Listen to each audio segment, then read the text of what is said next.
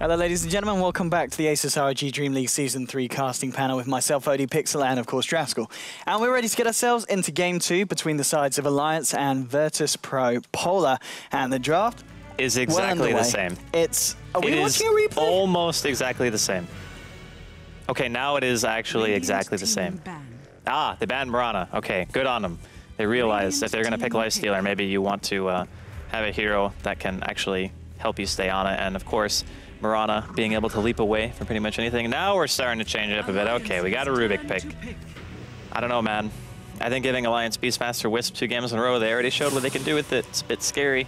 Yeah, I mean, even in that first game where Bulldog arguably didn't have the best of starts in the lane, but suddenly, you know, he was becoming very active in these fights as soon as they kicked off, and he was finding a very good timing on his Necro book, and I mean, the power of the Beastmaster, you really can't write it off. Especially when you're playing up against a position 1 Lifestealer. Like, that hero just struggles against Beastmaster and Bane in general. A little bit. Do Alliance go with the 3rd pick Bane for the 2nd time in a row? That's my question. And I mean, Magicka's Bane was pretty legit. Yeah, it definitely was very good, but I think a lot of the reason why they picked Bane is because they had Mirana in mind. But in a lot of serious teams will adapt to like a surprise pick that kind of completely dismantled them, which I feel like Pycat's Mirana did in the first game. So maybe they don't go with Bane this time because they just don't have the setup, and they're just going to go for the Wisp partner right away in the Tiny. So they get Tiny Wisp for the 2nd game in the row, and I don't think there's been many competitive series in which you've probably seen Tiny IO consecutively allowed through the draft. Yeah, I don't know. They're apparently not scared of it at all. Otherwise, why would they let it through twice?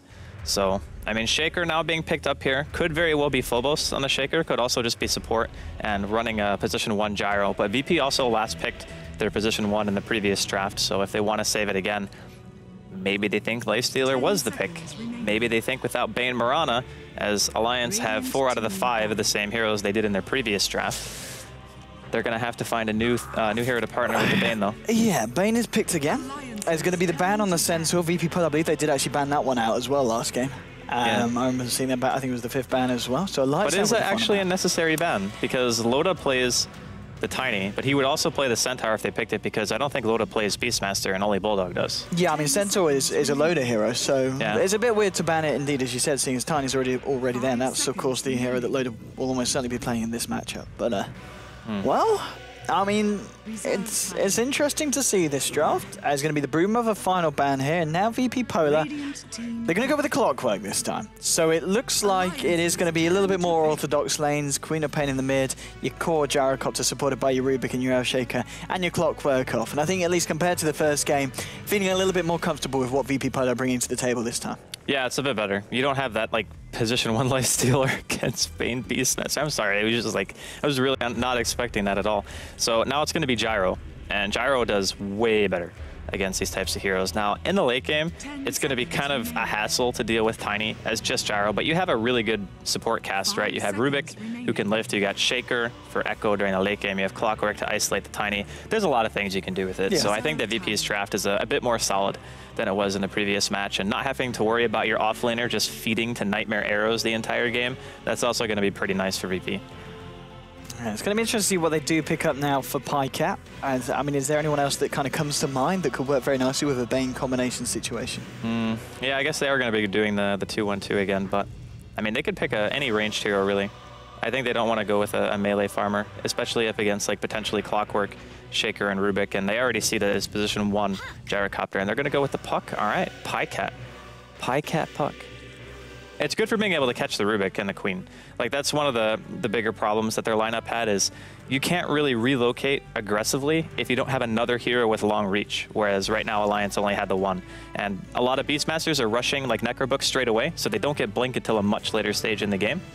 So with that being said, going Puck gives you another hero who goes immediate Blink Dagger, and he can also abuse the Hawk Vision, go for picks. You throw a coil down, you relocate on the coil, you just go for the control, and you just pick and push, like non-stop. Very typical Alliance play.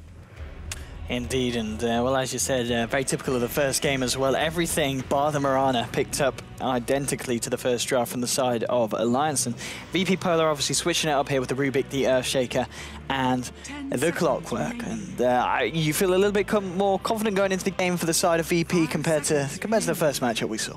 Well, going into the draft of the first game, I actually thought that VP could still have won that game if they played really well. Yeah. But they kind of had to outplay Alliance, and Alliance clearly were bringing their A game. So if both teams are playing on equal terms, VP's draft is definitely better, I think, in this matchup than it was in the previous. Okay, well, ladies and gentlemen, we'll get ourselves into the game here between the sides of VP Polar and Alliance for the second game of this two-game series here at the ASUS ROG DreamLeague Season 3 here with myself, ODPixel, and of course, Draskell. So, on the side of Alliance, what are we seeing? Well, we're seeing Bulldog once again on that solo off lane on the Beastmaster. Up on your safe lane is going to be Pycat, joined up by Magicka. Magicka on the Bane, Pycat on the Puck, and of course, in your mid lane, it is going to be the Loader Tiny and the Ake IO once again. Draskell, what are we seeing coming out from the side of VP? All right, so first, FNG, if he doesn't die, no, he's fine. He's fine. He's going to be playing the Shaker here. Just punches the Wisp 1 or 2 times. And okay, he's stuck on the... That's the second time in a row he's actually done that. Not on this cliff, of course, but in the previous game, he also got stuck. And I think they also saw the ward placement. Does anybody have sentries out? No. Magicka will have enough gold for them soon, though. Anyway, we can go with the rest of the lineup. Phobos, he's going to be playing the Clockwork here on the side of VPG. He's going to be handling Queen for the second game in a row. Lil is going to be playing Rubik, and then finally Illidan is going to be playing the position 1 Jaro.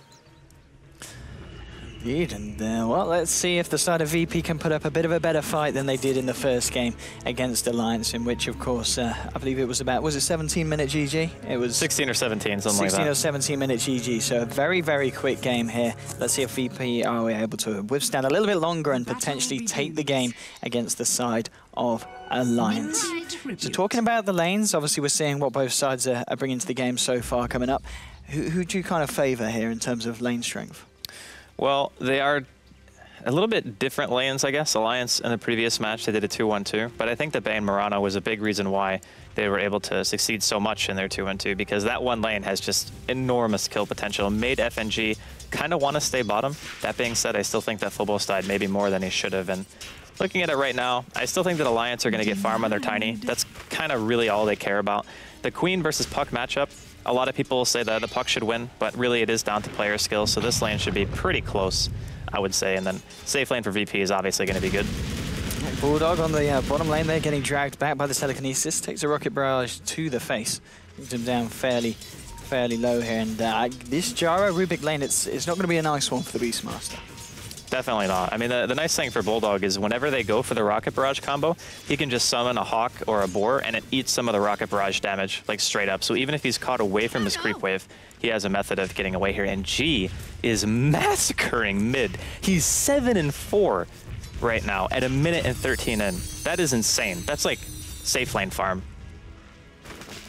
Indeed, having a very good time indeed against Pycat. And in terms of the lane switch around, obviously putting Loader into the safe lane, leaving Pycat in the mid, do you feel that was pretty much the best decision for Alliance? Or, I mean, what were they trying to go for with this switch around? I think in the previous game, they felt a lot more comfortable putting the Tiny Wisp mid because they knew there would be no rotations at all coming in from VP. But G was still doing okay, even in that 1v2 matchup. So if you throw a Shaker into the mix, then there's a very good opportunity that the Wisp could just die. And then you would have to have, like, what, a Bane Puck safe lane? That just seems kind of awkward to me. So maybe they just opted to put the Puck mid to make rotations not so scary for them. Phobos and Magicka, thinking about the rune here. Oh, Phobos gets a bit spooked here as Ake comes in on the IO, and Magicka just giving them a little bit of a rundown. Lil here on the bottom lane has picked himself up a haste rune, and thinking of making his way straight towards Pycat. There's going to be the Fisher blink forward, the phase shift there to dodge the dagger, but in comes Rubik. Ake's there trying to heal up Pycat, but the telekinesis dragging Pycat back. Pycat is still alive here, has got an orb, and will be able to get himself onto the high ground, but Lil with his haste rune, he's just going to chase it down. There's the phase shift from Pycat, but the Fade Bolt will finish it off, and well, that was a very nice rune there for Rubik to find, and maybe going to try to go for more now. The haste rune has now worn off, but all in all, nice little bit of play there from the Rubik. That was no kill without a haste. Ake and Pycat actually played that probably about as good as you could have asked him to. Maybe Pycat could have orbed into the trees instead of like trying to outrun a hero with a haste. That might have been the only other play. This Bulldog's going to spot out FNG here inside of the woods. Think he'll be fine though. Yeah, he's going to be able to walk it off. FNG has got the boots, but there isn't really enough follow-up or burst damage to bring down the Bulldog. G fairly low now in the mid lane. Pycat returning. Still in terms of CS, the slight edge, of course, to G, but Pycat is catching up in terms of CS. Yeah, the first 2 or 3 waves, G just annihilated him, and now he's starting to finally get back on his feet after that. Now, the death certainly doesn't help. So I would imagine G is going to be feeling still fairly comfortable, and with their support also getting the first blood, it's going to be a lot easier for him to make sure wards can stay up, and of course upgrading the courier isn't so big of an investment. And that also means that FNG can be greedy and save towards his blink, although he has spot a ward, so maybe they are just playing him as more of a position 4 or 5. Farm-wise as well, between the two position ones on both sides, we see obviously Illidan at the moment 26 for 14, Loader 22 for 12. So Illidan with a slight edge, but still pretty close between the two safe lane farm. The other thing too is the Wisp and a Tiny, they're going to get kills just based off the fact that they're going to have combo on Tiny. Like, he doesn't really need insane farm during the laning phase because he's going to be all over the place once Ake reaches his level 6. It's more a matter of how much control can Alliance get over the game once they have relocate and once the puck has coil, because that's going to be when they're going to start fighting. Yeah, I was going to say, he just sits there. I think we're going to have a pause here. Yeah, because FNG's like...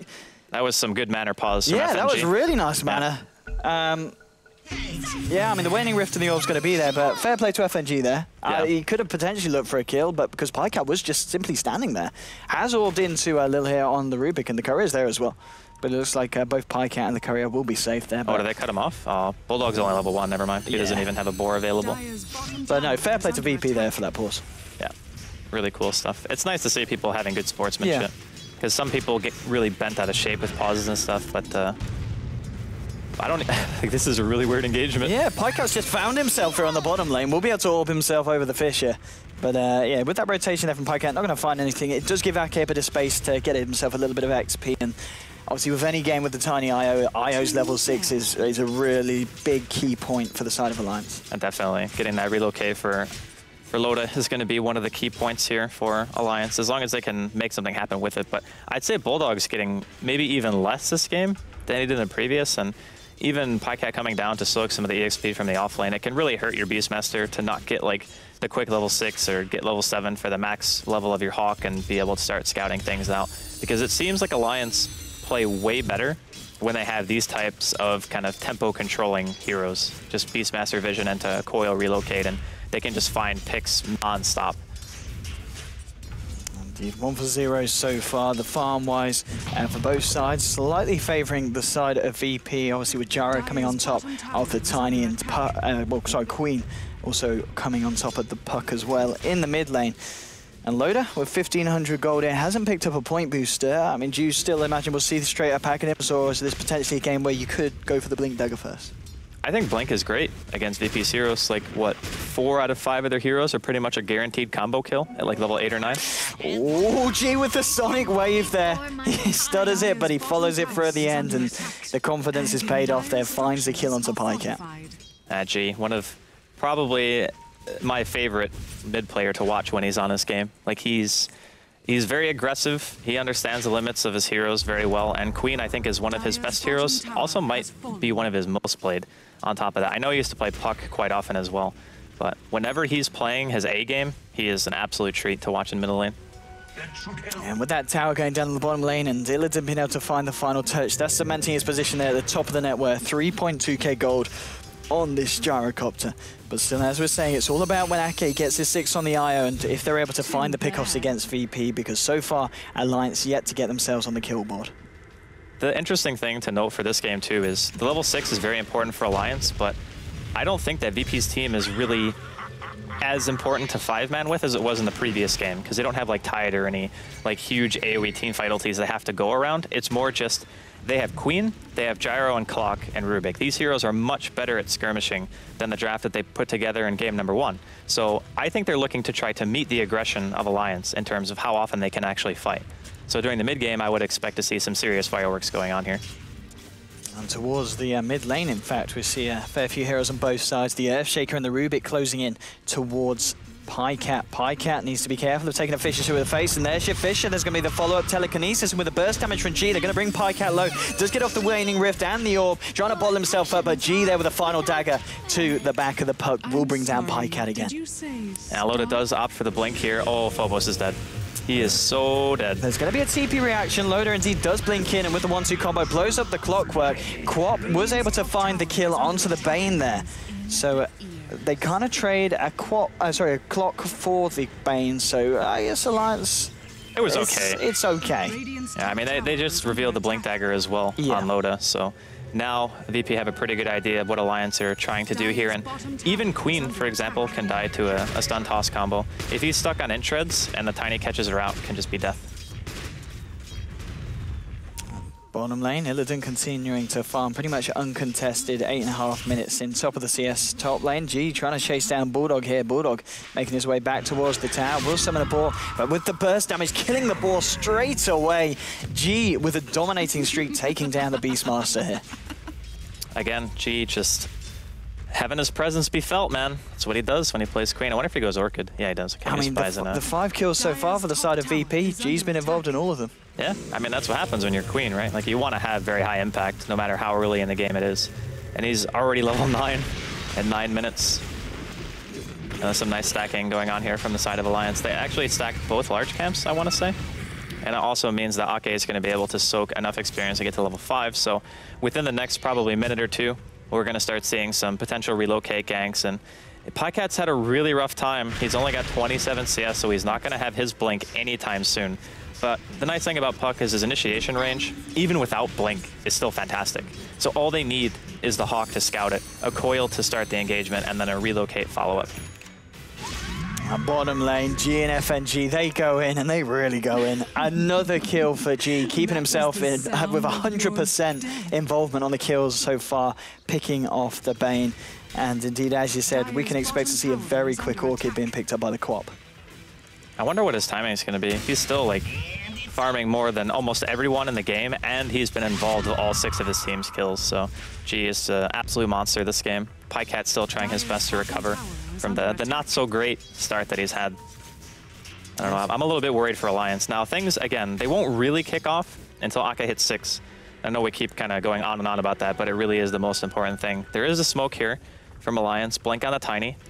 Bane, not level 6 just yet, but they are looking to try to do something. Yeah, Loda leading the way to here into the Radiant jungle. The side of VP Polar, they've got 4 heroes towards the mid lane. If Alliance look for a wrap round, they might be able to get something positive going on. And indeed, Loda, they're going to head straight towards the mid lane. But G, there's a lot of heroes here. I don't know if Alliance can take this. Even with the jump, they're going to try it straight in onto the Queen of Pain with the toss and the avalanche. But he's going to be able to blink himself out. There's a dream call onto G. Pycat trying to bring him down, but G with the bottling, he will go down eventually to the final zap. But they have lost Pycat in tow. Loda and Ake retreating up the mid lane. Magicka trying to TP out from the sidelines, will be able to get himself out. So it is a 1-for-1 trade there. Pycat for the Quap. Well, I'd still say that's probably worth it for Alliance, like killing G, him being on a streak and everything, and stopping him from his Orchid progression. Oh, Loda going straight in here onto Illidan. Illidan pops the cooldown, the Rocket Barrage as well. It won't be enough. Oh, will it? Oh, brings the failure. Oh, here comes Lil with the cleanup. Rubik there with the 1-2. Finds himself a double kill onto the Tiny and Io in return for losing stolen Illidan. Waning Rift, man. The damage is real. The burst between a level 4 Waning Rift and a Fade Bolt is like 560 magic damage. That was pretty insane, actually. I mean, they do kill Illidan, but losing both of the heroes in return, it's... Not worth. Definitely not worth. I mean, people underestimate often having an over-leveled support. Pycat's got an invis here. It's straight away into lane, pops the sentry down. He knew that the invis had been picked up from Puck, and he knew that Pycat would have looked for that kind of rotation here with his Observer Ward just around the rune spot. On 9-3 at the moment, coming up to 12 minutes in, still top of the net worth, both the Quap and the Gyro. Good old Illidan and G there, 5.6k, 5.3k. And top of the moment for the side of Alliance is Loda still on the Tiny. How's he doing in terms of farm after the Blink Dagger? We've seen him in a little bit of action. He's finished off the treads, and now he'll start that long and winding road towards the Aghanim Scepter. Just as an example, last game, not Illidan, Loda had his Aghanims and treads by this point in the game. Just to give people a perspective on how much better Alliance were doing at this point. I don't know. I mean, he didn't have Blink, obviously, but so he probably had somewhere in the range of like 2,000 more gold. Just something to keep in mind. But Alliance, they've got level 7 on Bulldog now, so max rank Hawk. He's almost got his book 1. He's got Roar available. They have Relocate. Everything that Alliance need to try to turn the game is now available to them. G piling on the pressure here in the mid lane. Bulldog at the moment on the top on his own, maybe looking to bait some action here as Tiny, Loda and Ake are hanging around in the jungle. FNG is going to head up to this lane along with Illidan. Loda just clearing up the camps here in the dire jungle. continuing to work his way towards his next big item. But it looks like VP, they want to go for it. They do have this ward here. They know where Loda and Ake are. FNG will be able to steal himself a nice little bit of golden XP there. Clockwork coming in. He's got the hook shot available here. DK Phobos doesn't want to quite go for it. Both Loda and Ake backing themselves right back up to the base. You know, we haven't really talked much about Phobos and his impact in the game because he's kind of just been getting his EXP on. Like, we talk about the Beastmaster just because of Hawk Vision and how little commitment it is to really just send a Hawk across the map, whereas Clockwork really has to go all in like with a hook shot and try to make something happen that way. But VP looking to play the aggressors here, smoked up in the woods. Indeed, heading towards this bottom lane. It was spotted out there by Alliance with that Die Observe ward in the mid lane. The pings did come out from Magicka, but Magicka, he's still going to get caught out. Here we go with a lift from Lil, bringing him to the right side of the cogs, but now the rotation, but they all get caught in the Sonic Wave there. No, they've lost the Bane, but they've taken down the Ruby. They'll actually find G here as well as Illidan comes in, trying to clean up even more, favoring the side of VP Polar. They will bring down 3 from Alliance. Now it's Loda and Bulldog on the retreat. Will be able to find himself a regen room, but Illidan, has he got any points in the missile? I don't think he had any points in the missile earlier. No, he doesn't. No, he hasn't skilled any points in the missile, but he's still pretty speedy. Loda there with the Avalanche and Toss, but Loda will actually get caught up by the Fissure. He's going to be on the right side for it, though, and he looks like he will be able to get himself out of there. So 3 for 2 trade there, favoring the side of VP. Not quite the fissure they were looking for out of FNG. Very close, though. Kind of hard to guess where they are when they're in fog, so not really too surprising that he couldn't get him on the right side. But nice turnaround from Alliance. It could have gone really bad after G landed that amazing Sonic Wave into the screen. Loda straight in onto the Rubik there with the Avalanche Toss, but he gets lifted up. And there's your Echo Slam as well. They'll bring down Tiny. They do lose the Rubik now, but now FNG and Illidan trying to chase down Magicka and Bulldog, seeing if they can find anything more here. The body blocking, though, from the Necros is real, but there's your Fissure into cooldown. They do bring down Magicka here, and the action just continues. 14-6 at the moment. A lot of people dying on both sides here. Yeah, the Bulldog actually played the fight in the woods very well. Like, as soon as she blinked in, he just knew he had to commit the roar to him straight away, and they were able to get a turnaround kill. But Pycat still suffering so much on Alliance. Like, he's going to hit level 10 soon, so he'll finally have his maxed out combo, but he's still 1,000 or 1,200 gold away from even having his Blink Dagger, and it's 15 minutes in, whereas G is 300 away from a completed Orchid. So the net worth difference, like, he's trailing G by 3,000 gold at 15 minutes in. That's like a massive deficit to overcome. Now, Alliance do have the teamfight utility to be able to turn this, without a doubt. Like with the Blink Tiny, his combo damage. They just really need the Puck to also have a Blink to follow it up, because adding that extra silence, the coil, and the orb damage can just guarantee a kill. Like, that Rubik lived through a stun toss. Oh, there's a very aggressive hook shot here from DK Phobos straight into Ake, but Ake with the tether will be able to get himself out of the cogs and up to the high ground, pairing himself up with Loda. It doesn't look like VP will be able to follow that one through. Very close. FNG only like a split second off on the fissure timing. Maybe it would have killed Ake, maybe not. I think he might have had enough health to live either way, and he also had some stick charges, so. VP still, though, leading this game, not by an unsurmountable margin, but still. And now the Orchid up on the Queen of Pain. God, he's just going to go for like Pycat or Bulldog every single fight. It's going to be so hard to deal with that. And heading down bottom to join up with the Earthshaker. How's FNG doing in terms of farm? What's he got on him at the moment? He's got a good 700 or so gold on top of the Tranquil Soul Ring on his way to the Blink Dagger. So one more good fight and maybe he'll have it for Pycat here with the Invis Rune. Potentially setting something up that's going to be TP in. The Scream animation showed, so I think they know there's an Invis. Okay, Bulldog. He's going to be fine, just heading away from the side of VP. VP at the moment all very much rotating around their own jungle, and now trying to go in on the mid lane, bottom lane. G's trying to go in onto Pycat with the Orchid and the Sonic Wave. That's a very, very dead Puck. Loda and Ake looking for a bit of action themselves here on the top lane, forcing themselves onto this tier 1. The fortification will come out, and Illidan makes his way towards this top tower. There's going to be TPs coming out as well, and Loda just blinks himself straight out. Ake to back up as well, but there's your hook shot onto Ake. Ake will be able to tether again, though, towards Loda, and looks like he will be able to escape from the Clockwork once more. That's got to be so annoying for Phobos. It's like twice in a row. It's like normally you think, Wisp, free kill. Just kidding. Tether off cooldown. You kind of have to catch him as soon as a tether is used. Otherwise, even then he might be able to relocate. This rotation from Alliance. Loda going straight in onto Illidan's Storm Rage. Ake tethering herself up, but Illidan trying to change this one down. There's a homing missile onto Loda. There's a roar from Bulldog onto Lil. But now with the Fissure from FNG and the Orchid from G as he comes in, they'll be able to bring down Bulldog. They did lose the Clockwork and they do lose Illidan. And Loda and Ake, maybe they're thinking about going for more. Pycat's coming as well. And FNG, he's just running straight for the IO. He's going straight in, but he's not going to achieve anything with it. Loda gets a double kill, and now he might get get more, trying to go onto Lil, but Lil steals the toss, and now G trying to turn around with a Fade Bolt with the right clicks. Ake tethering up, trying to save Lodo, won't be enough. Dream Core gets dropped onto Lil, and G blinks away, will snap. Illusory Orb finishes off the Rubik. It is just G remaining alive here.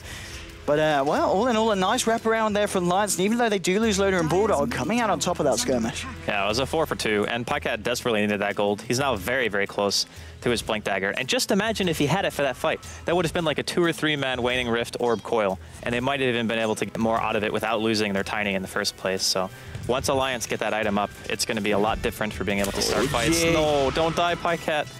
All right, he's good. Oh, G, yeah, just a little bit too low on mana to follow that up with a Scream. Yeah. Mercy will be given to Pycat, and yeah, as you said, Pycat very close to the blink. Yeah, that death would have like been really awful. I think G was just playing it safe because everyone on Alliance were still kind of alive at that point, and maybe he was expecting a counter TP. So definitely understand that not wanting to commit, as he didn't even have enough mana for another blink and a Scream. He could only use one or the other.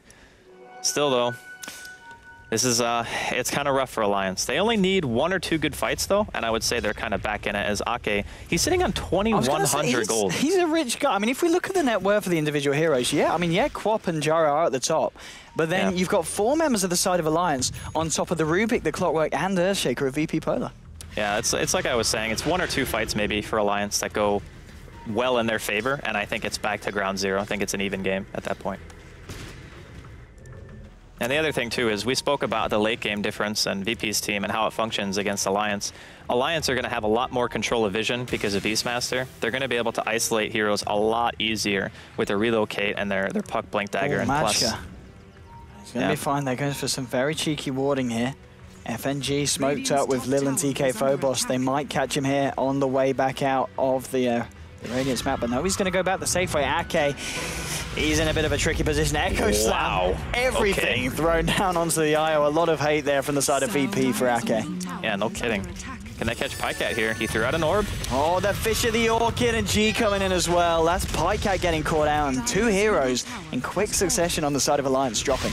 At least he got his Blink Dagger before he died there. He didn't get a deny on the tower, which I think is why he was there in the first place, but it's pretty weird to see somebody throw out an aggressive orb like that if you know the enemy team is nearby. Because your orb is one of your primary escape mechanisms if you're getting ganked, and he just kind of threw it out. But either way, VP, very nice couple of turnarounds there. Bulldog here on the bottom lane with the army, being able to push down this tier 1 mid lane. VP going for a push onto the tier 2. Looks like they'll remain aggressive here, and they will be able to finish this one off, finding themselves the tier 2 here and getting the last hit onto Illidan. And Illidan still sitting on 9.7k. Very, very scary amount of farm for the lad, and 10.6k onto your Quap as well at the moment. I still think even with all these pickoffs, Alliance are still in this game. Like, not just in it, but maybe is not even as one-sided as we say it is when VP is leading by a decent margin, because G, he's going actually for BKB, which is going to make him very, very devastating in team fights. I guess it's kind of what Dendy does here. Gets straight in with the Waning Rift, the Dream Core, the Fiend's Grip. DK Phobos trying to break it up with a hookshot Cogs, but they've already lost G on the quad. They might lose Phobos as well as Loader tries to chase this one down. The battery is still causing some minor issues here for the Rocky Boy, but a Blink 4 from Pycat, and there's the toss to finish off Phobos. Double kill here for Loader. And, well, I mean, yeah, VP, they run themselves into it, and they just can't come out on top of that one. It was a 4v2 at best, so no one else on the side of VP was reacting to that gank, and I don't even think Lil had a TP. No, I didn't. So now I think Aghanim's going to be complete here on the Tiny anytime now. And once he picks that up, it's just going to get worse and worse for VP in terms of what they can actually do to deal with Loda's Tiny, as he's got 2,000 HP now. He's got the Wisp Tether all the time. With the tier 1s almost all being dead on VP, like mid is the only one standing, that also opens up the opportunity for Alliance to Roche, and they can just relocate the Tiny in and just leave him there and just have him try to kill it on his own, or they can take one good fight and then it's just boom. Alliance probably have an advantage. It's going to be the Flare here just scouting out Rosham. The Alliance, they've not decided to head into the pit as of yet. Tiny and I, we're just cleaning up some Ancients there as they do it, continue to increase the amount of farm. And Loda's belt 9.9k on this Tiny now, really catching up with the 2 cores on the side of VP, both the Quap and the Gyrocopter. The mechanism on Ake complete as well. It certainly feels a lot more even than it did in the early game now. Well, it is a lot more even, for sure. But also remember that there are two 10-second BKBs on the cores of VP now. And the Shaker is going to get closer and closer to his own blink. He's at 1700 right now on FNG. And once that happens, the dynamic of the game continues to change. So fresh BKBs means that VP definitely have a team fight advantage, like no doubt about it. Unless for some reason they're able to get bursted before they pop their magic immunity. So maybe like the tiny blinks on them and get the stun into a roar. Like that can be a way to counteract the BKB timing. But if VP get the jump and they activate BKBs, the team fight will be very lopsided in favor of them, at least for a little while. So Alliance need to be very wary of the item timings of VP and the next team engagement they take. And we see Illidan at the moment with 2.1k gold on top of the phase Helm BKB. What do you expect for him to go for next? Can he go for a very offensive kind of damage out now at this point? MKB is pretty common. He hasn't gone SNY though, which we see a lot of gyros doing, just for the added mobility, a little bit of damage that it gives, and being able to stand in the fight a tiny bit longer. But oh, Phobos. Phobos could be in trouble here. There's going to be the Fiend's Grip straight up from Magicka. The axe is flying through as well. Pycat will make himself known with the burst damage, and the Brain Sap from Magicka finishes off the clockwork. Now Illidan coming in with a cooldown. Won't be able to catch anyone out on the side of Alliances. They're already dispersing back to their side of the map, and very kind of clean and quick kill there for Alliance. I mean, just finding somebody with a smoke is better than nothing.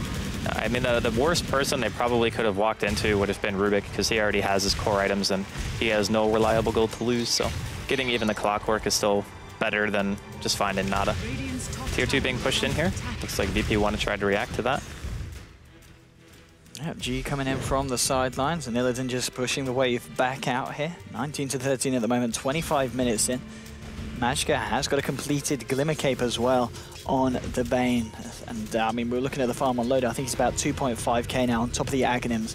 Blink Dagger here, 2.6. I mean, what does he go for next? Can he afford to just go up for the straight up kind of Assault Cuirass, or does he need a BKB himself on the Tiny? I think BKB is always going to be necessary against these heroes, but maybe with Alliance's draft, they don't have to go BKB immediately unless they want to contest Roshan. I'd say if Alliance are looking to try to take Rosh or fight around it, then BKB is definitely the choice. But if they want to draw the game out and take it to a later game stage where the Tiny just becomes like super 6-slotted, then going for AC is also very good. So a couple of big item pickups coming out from the side of VP now. We see Earthshaker, he's finished off the Blink Dagger. Gyro, Illidan opting for the Shadow Blade. Yeah, that's a bit interesting. I'm not sure why he goes Shadow Blade.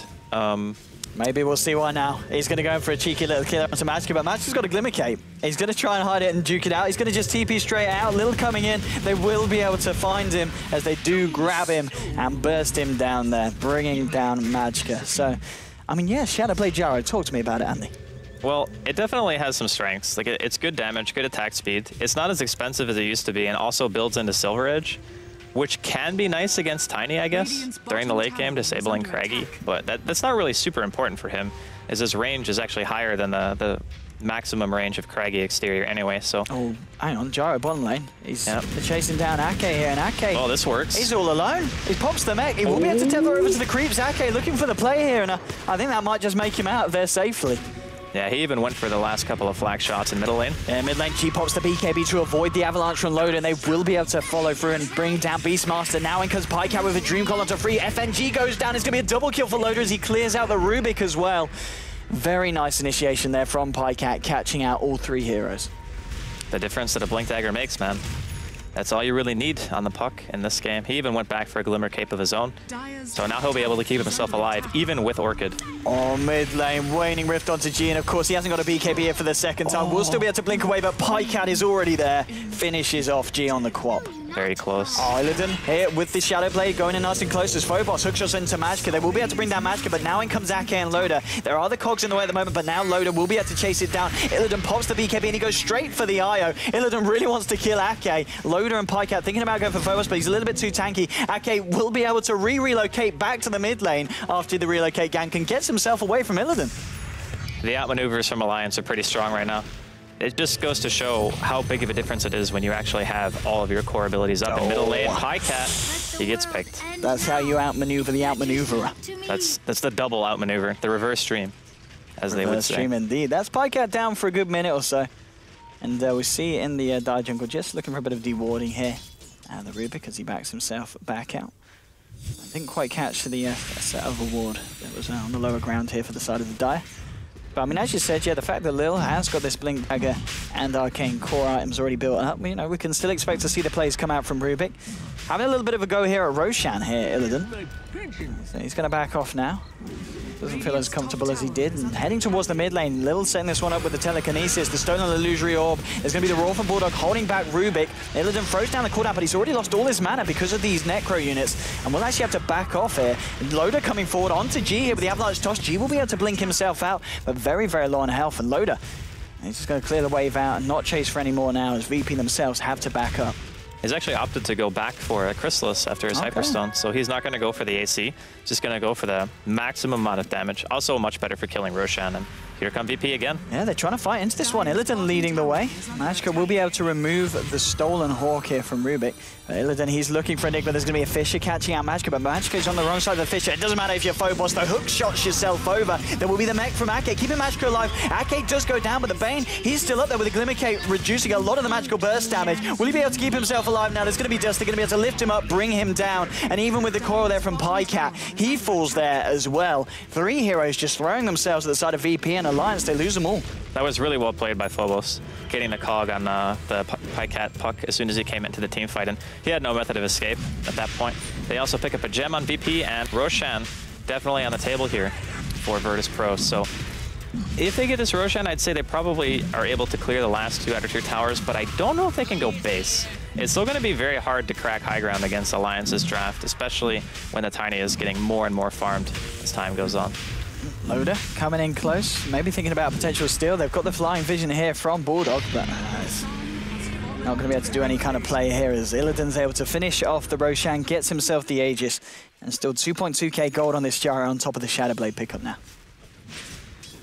Well, what I don't know. This game seemed like it was really VP favored, but even with the Aegis advantage, they need to do some serious damage with this. What do they do if they can't crack high ground in a late game against Tiny Wisp? That's the biggest concern that I have now, because Illidan hasn't really gone for a super late game build. Like, a lot of Gyrocopters just go for the straight damage item after their BKB. Like MKB, sometimes you see people pick up Butterfly, or they go like SNY Dominator into MKB, but he's opted for Shadowblade. And I think he's actually going full Silver Edge. Yeah, he is. Okay, so he is favoring the, I guess, aggressive potential of the Shadowblade. Phobos with this Invis, he's found himself Pycat. He can't kill Puck. He's got a Glimmer Cape, and he also has Orb off cooldown, so there's no way. He's just scouting it out for the team. Looks like both teams just going to go for the trade here. Loda pressurizing the middle tier 1, but at the same time, Illidan and, of course, G finding themselves the tier 1 on the top lane. FNG getting caught out here by a Fiend's Grip. Loda's going to be there with the follow-up, but he gets lifted up by Lily. Isn't going to be able to find the toss. Now he finds the toss onto FNG. Will bring down the Earthshaker, but G's coming in, looking for Ake. Orchid onto Ake, and G pops the BKB. Pycat with the stolen Fiend's Grip from Lil going straight for it, and will be able to bring down the puck there. Very nice use there of the spell steal from Rubik, and they'll lose Magica as well, as G finds himself a double kill, and the trade ends up being a 3-for-1 there, favoring the side of VP. And just, yeah, very nice play there from the Rubik. They do lose a tier 2 in the meantime, though, so it's not as if Alliance were taking that team fight for nothing. Maybe a bit over-aggressive going near the tier 2s when the enemy team has an Aegis, but still, even in the times where they might not make the best choice in terms of fight, they're still getting something from it.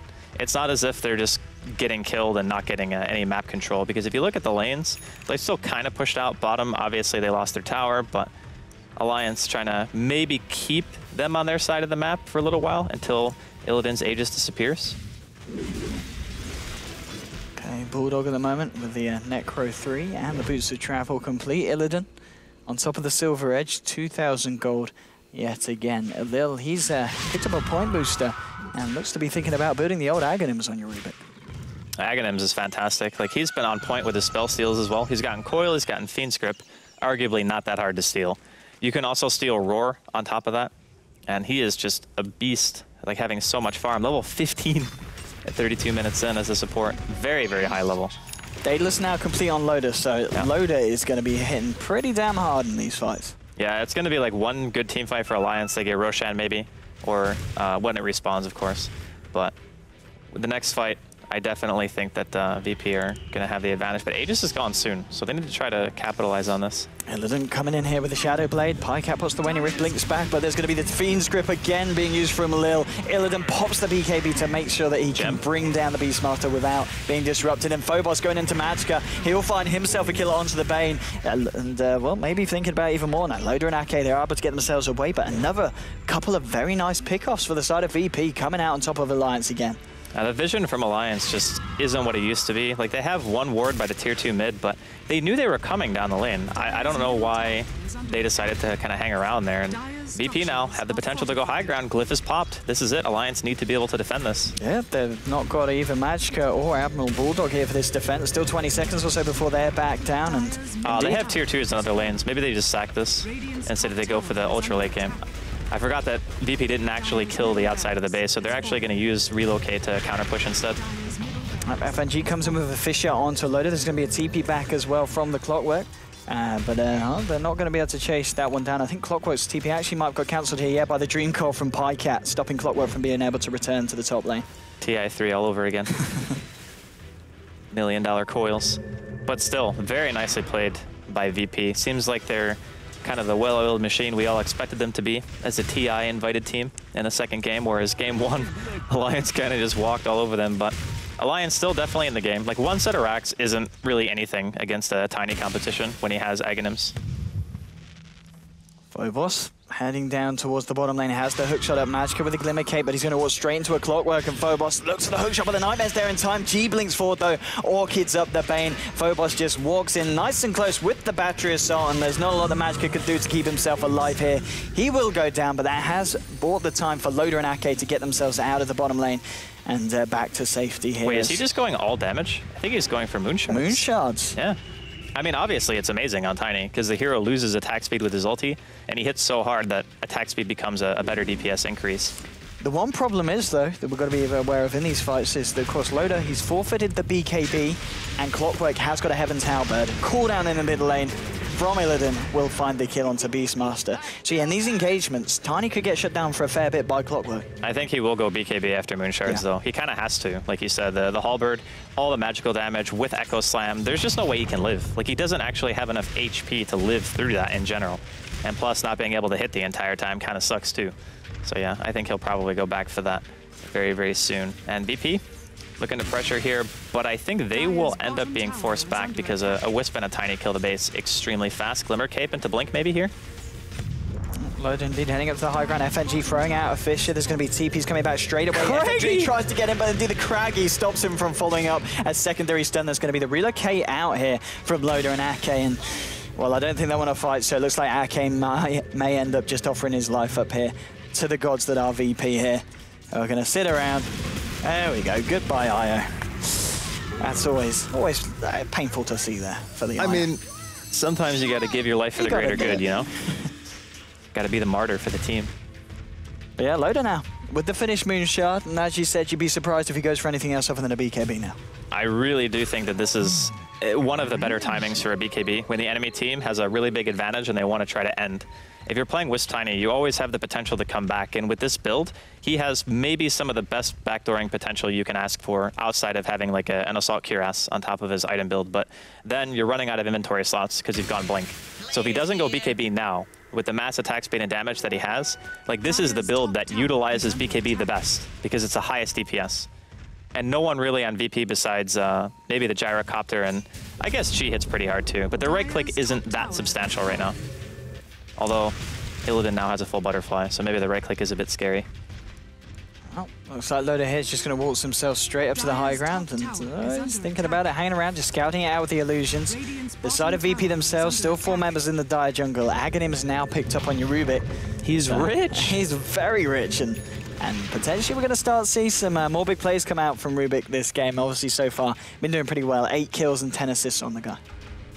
Yeah, I mean, when you have a game on a Rubik where you can get to Aghanims as a like 4 or 5, you're living the dream anyway. Even if you lose, you still win because you had farm.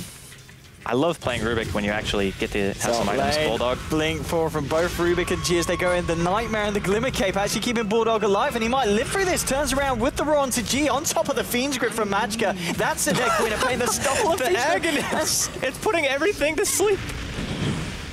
Oh my god, he dies anyway, but that was super clowny. There was like 4 or 5 Nightmares at one point there. They do lose their gem as well, which is a bit of a bummer. Well, I guess it was originally Alliance's gem, but I think Lil was carrying it around.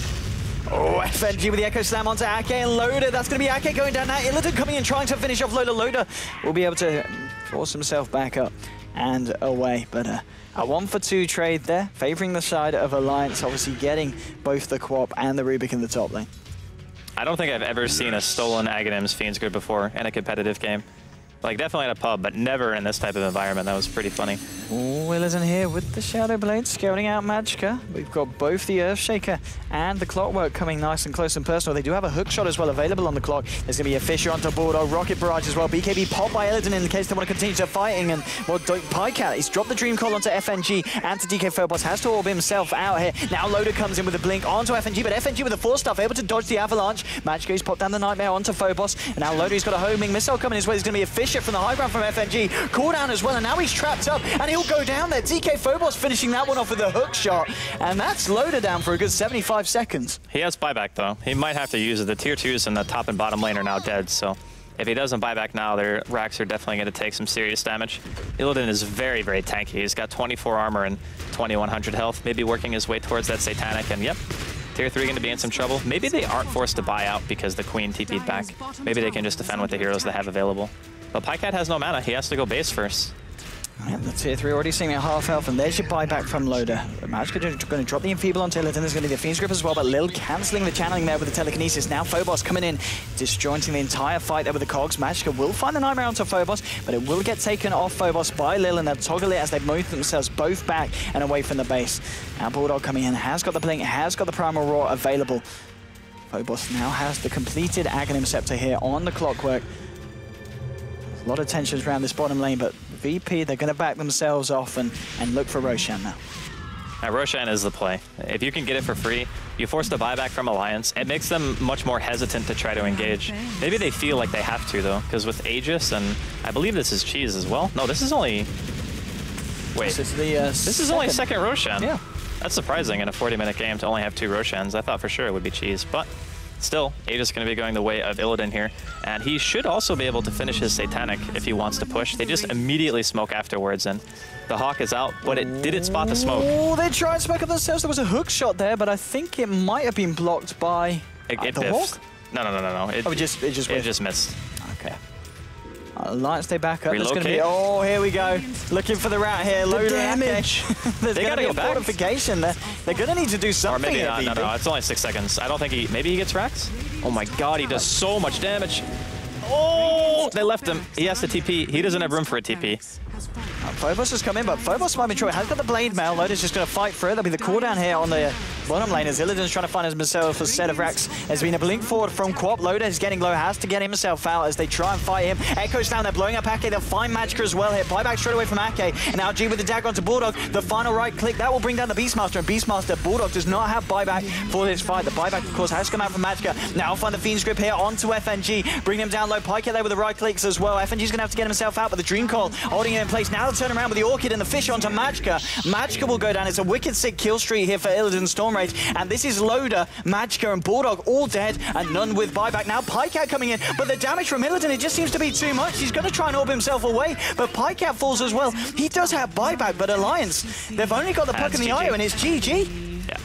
Loda didn't have buyback when they relocated him top, and he also didn't have a TP on him. So when he actually was backdooring, it would have probably been better to he buys a Battle Fury at the end of the game. Hello, what a player. So what a play. Yeah, at the very end, Loda didn't have buyback. So if that's the case and they lose him, it's just immediate like game over, because he does probably some of the highest damage. And I really felt like he needed a BKB like so badly. I get why he didn't buy one, because they were behind the whole game. So if you buy BKB, you're sacrificing a lot of damage, your backdoor potential isn't as high, but at the very least you can guarantee that you'll live through most engagements. Yeah. And the problem is, like, when he went on the Clockwork inside of the base, like he crit himself for like 1,000 damage because the Phobos popped Blade Mail. And he's like, well, I don't have a BKB, but I accidentally hit you anyway, and I just lost like all my health, so now I have to immediately run. And of course, off the back of that, he ended up dying. But even before that, I think Alliance were behind for quite a while. Around the 20-minute mark, I think, is when we both said they kind of came back into the game. And then it was just pick-off after pick-off after pick-off. And then eventually, Alliance just couldn't really have enough item progression to stand against Virtus.Pro. And they take game 2. Yeah, indeed. Obviously, a very different side we were seeing from Virtus.Pro there in the second game than in the first. But as we were saying, in the first game, they're probably woken up after a pretty good night after finding out that they've been directly invited to TI.